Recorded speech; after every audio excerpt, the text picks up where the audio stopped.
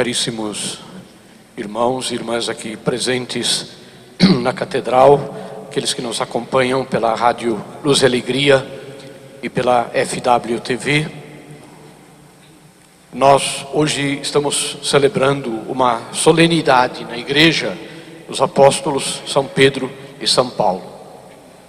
Ouvimos a palavra de Deus, como é costume, como é praxe na missa.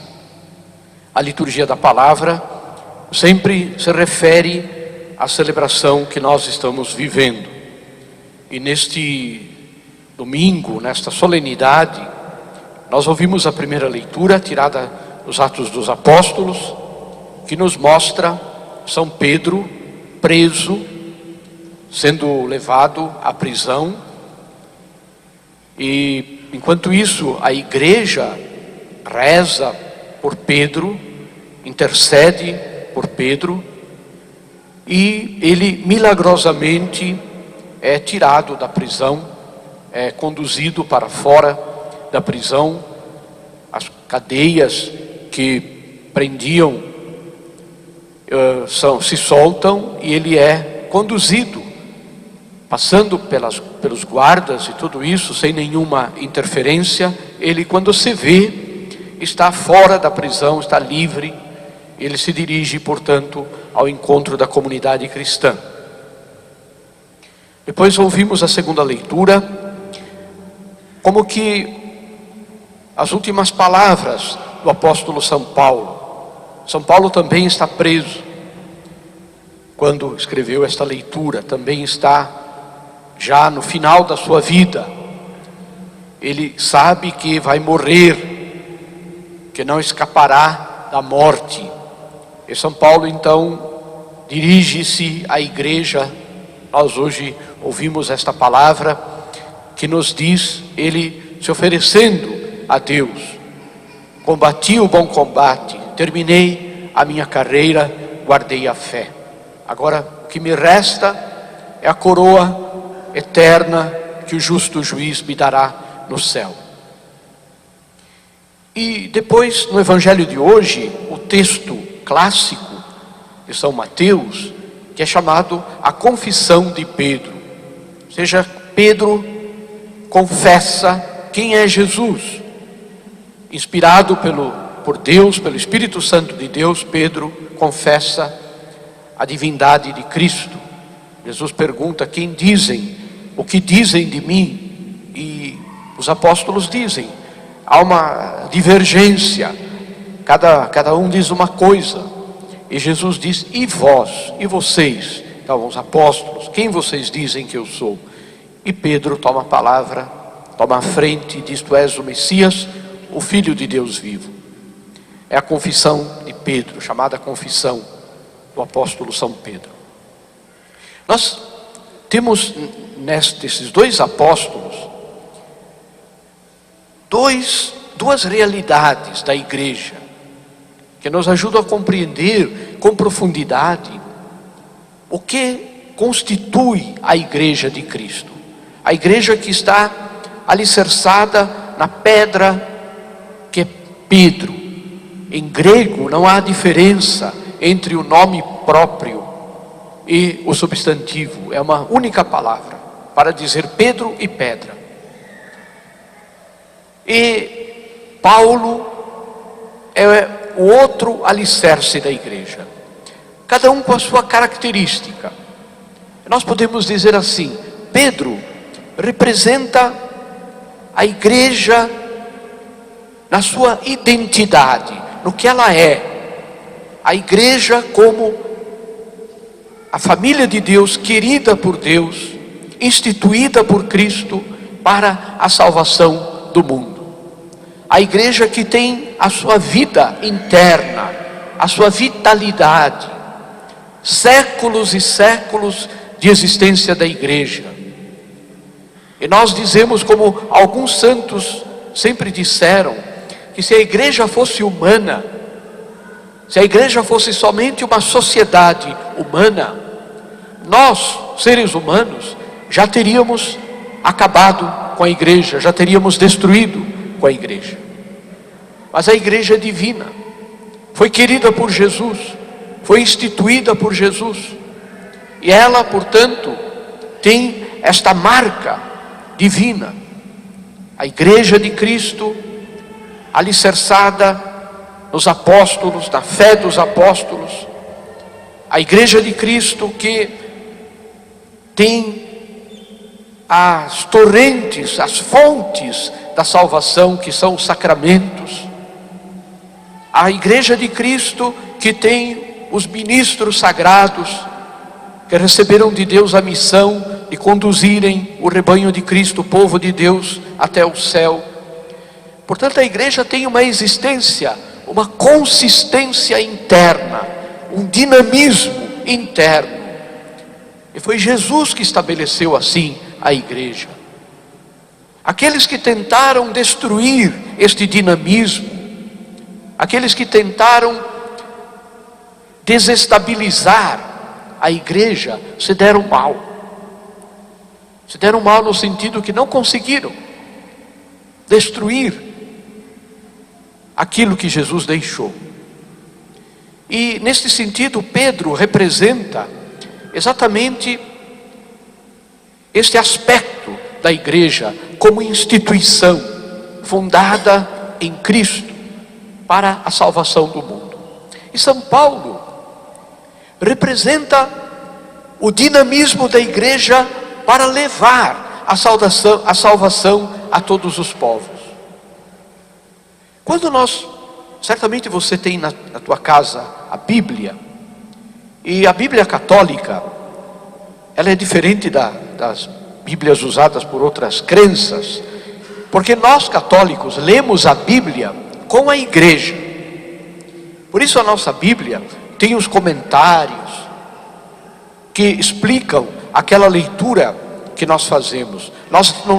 Quando você, na tua casa, abre a Bíblia para ler, a igreja está lá com você naquela leitura, para te ajudar a compreender, para te orientar no que você está lendo.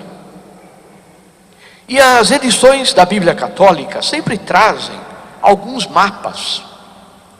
E é tradicional que entre esses mapas apareça as viagens de São Paulo. E é impressionante ver aquilo, como este homem, durante a sua vida, foi um missionário que viajou todo o mundo conhecido do seu tempo. Viagens que levavam 2, 3 anos para chegar num determinado destino. E no caminho, São Paulo ia pregando o Evangelho, ia fundando comunidades, e depois mandava cartas para essas comunidades, de orientação, de correção. Portanto, o apóstolo São Paulo representa este dinamismo evangelizador da igreja. A igreja que leva a mensagem do Evangelho a todos os povos, a todas as culturas, fazendo com que as pessoas possam conhecer Jesus Cristo e o seu Evangelho de salvação. Portanto, nós celebramos hoje esses dois personagens da história da igreja, Pedro e Paulo, cada um com uma característica, cada um que de certa forma resume em si uma dimensão da igreja, a dimensão interna de vida que a igreja deve ter internamente. Ela é um organismo, assim como o nosso corpo é um organismo, as células estão integradas, estão em funcionamento, podemos dizer assim. Assim é a igreja. E Paulo, que representa o dinamismo apostólico, a evangelização, levar a mensagem para os outros, não se contentar com uma comunidade boa, mas fechada em si mesmo, mas ir ao encontro daqueles que ainda não receberam a mensagem. E o testemunho destes dois santos da igreja continua a ser inspirador para a igreja de hoje. A igreja, como disse, continua a ser este organismo vivo, do qual nós somos parte, nós somos membros. A hierarquia da igreja os bispos, os sacerdotes e também os diáconos existem para fazer o povo de Deus crescer na fé e chegar até o céu. Nós somos servidores do povo de Deus, os ministros sagrados, porque a igreja tem esse dinamismo interno. E ao mesmo tempo, a igreja é evangelizadora. Vai ao encontro dos outros, levando a mensagem do evangelho, a mensagem da salvação. Eu penso que a celebração destes santos deve nos ajudar a tomar consciência disso. Primeiro, de que nós somos parte da igreja. Nós somos membros da igreja. Nós não somos assistentes, como se vai num estádio de futebol. Talvez não seja um exemplo bom para falar no dia de hoje, né? Alguns estão bem tristes, né, com os resultados do futebol, mas quando você vai num estádio de futebol, ver alguém jogar, você assiste. Você pode gritar quanto você quiser e pode se expressar, mas na verdade quem resolve a coisa são aqueles 22 que estão ali com uma bola de futebol. A igreja não é isso. A igreja não é uma torcida de Deus. A igreja é um corpo e nós somos membros desse corpo. São Paulo diz assim que quando um membro sofre, todo o corpo sofre com ele. Quando nós vivemos alguma dificuldade, algum problema na nossa vida pessoal, individualmente, a igreja toda está conosco, mesmo que as pessoas não saibam, mesmo que as pessoas não tenham consciência do momento difícil que nós estamos passando. Quando nós erramos, quando nós pecamos, nos afastamos de Deus, nós perturbamos a igreja, nós puxamos a igreja para baixo, para o chão. Por isso o cristão tem esta consciência de que a qualidade da vida cristã nós temos que mantê-la sempre da melhor maneira possível, porque de nós depende também a vida da igreja. Claro, tudo é graça, Deus pode tudo, o Espírito Santo de Deus é a alma da igreja, mas nós somos membros da igreja de Cristo. E a segunda mensagem é exatamente essa: a igreja é missionária também em nós. No mundo de hoje, muita gente é contra o evangelho, é contra a palavra de Cristo, porque talvez nós também falhamos no nosso testemunho de cristãos. Porque talvez nós mostramos para o mundo um rosto, uma face da igreja, marcada talvez por uma fé enfraquecida, diluída. A responsabilidade da evangelização do mundo é nossa, não é só dos pastores da igreja. Todos nós somos mensageiros do evangelho de Jesus Cristo pela vocação batismal. Quem sabe, irmãos e irmãs, nesta semana nós vamos poder assim ir tomando consciência destas verdades.